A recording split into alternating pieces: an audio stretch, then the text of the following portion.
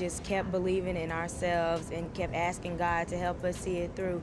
Before it was Beyonce, Kelly, and Michelle, Destiny's Child went through more than one young girl whose aspirations of fame brought her into the Knowles family orbit. Back when Mathew, Queen B and Solange's father, was the manager for the girls group, and long before they called themselves Destiny's Child, LaTavia Roberson found herself swept up in the formative chapter of not only Beyonce's journey, but her own.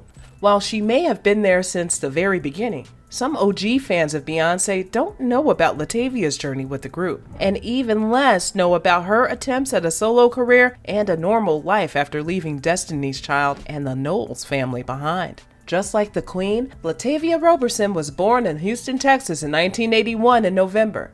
Just a few months before, Beyonce had been born to Mathew and Tina Knowles, and LaTavia's parents, Cheryl and Terry, had no idea the effect the two girls would have on each other's lives. It would seem that the Robersons knew their daughter was destined for at least some kind of stardom, as they encouraged and allowed their daughter to model for various children's products and commercials. This included the very popular natural hair relaxer brand Soft and Beautiful, which almost every little black girl I knew had under her bathroom cabinets at some point in her life. All of this was in the 80s, before LaTavia was even 10 years old, so her parents were clearly comfortable with their daughter devoting her life to entertainment. Everything changed for LaTavia and her family when she auditioned for a local Texas girl group, along with a little girl who would grow up to be one of the best-selling artists of all time.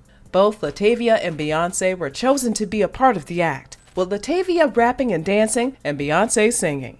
At 8 years old, the two Houston natives became besties almost immediately and did what all little girls who dream of being superstars do: created music videos starring the two of them and performing together whenever possible. The only difference is these little girls had talent.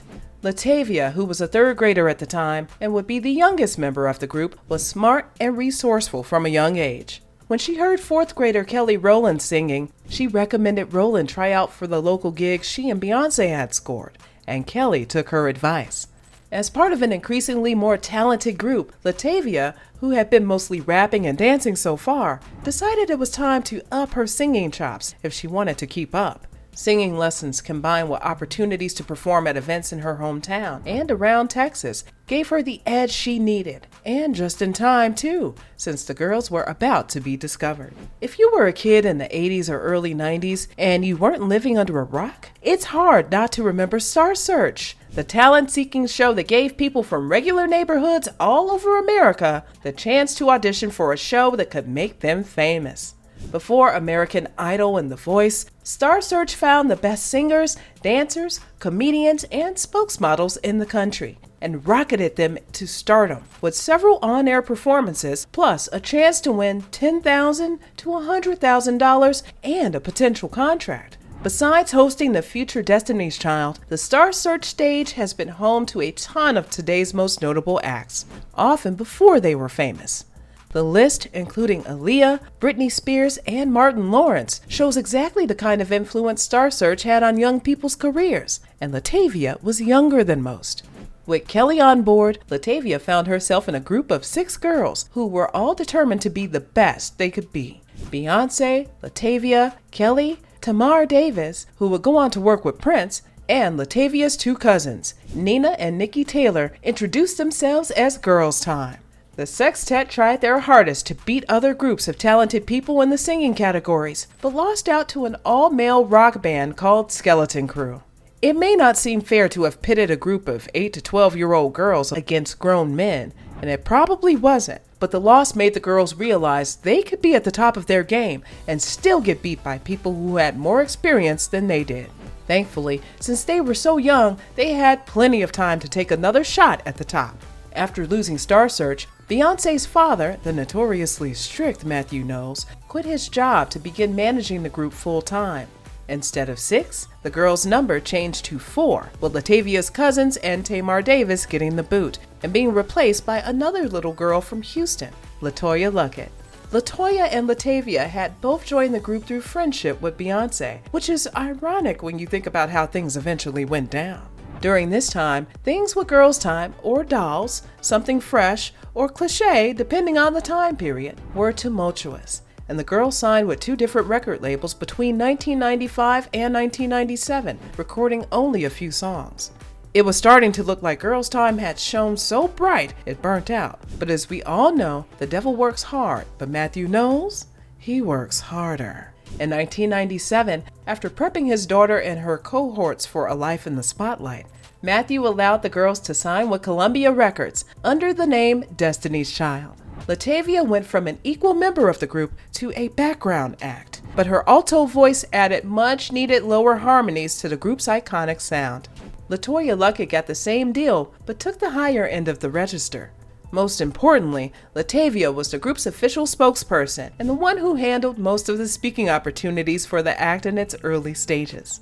While their first and self-titled album didn't go triple platinum in 1998, it introduced the world to the girls and their distinct sound and gave LaTavia the chance to use her experience as a rapper.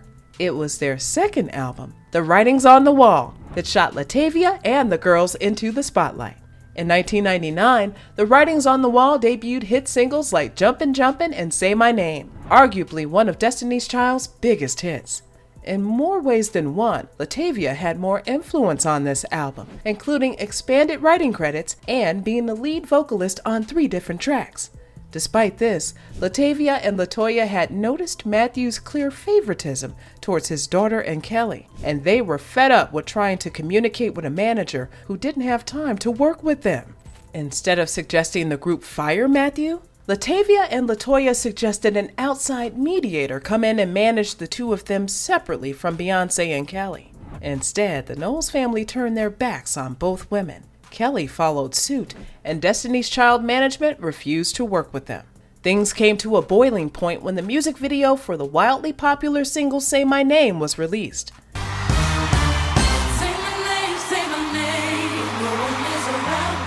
To her and LaToya's shock, LaTavia found that her vocals had been used, but she had been replaced by Michelle Williams in the video, who was lip-syncing her voice.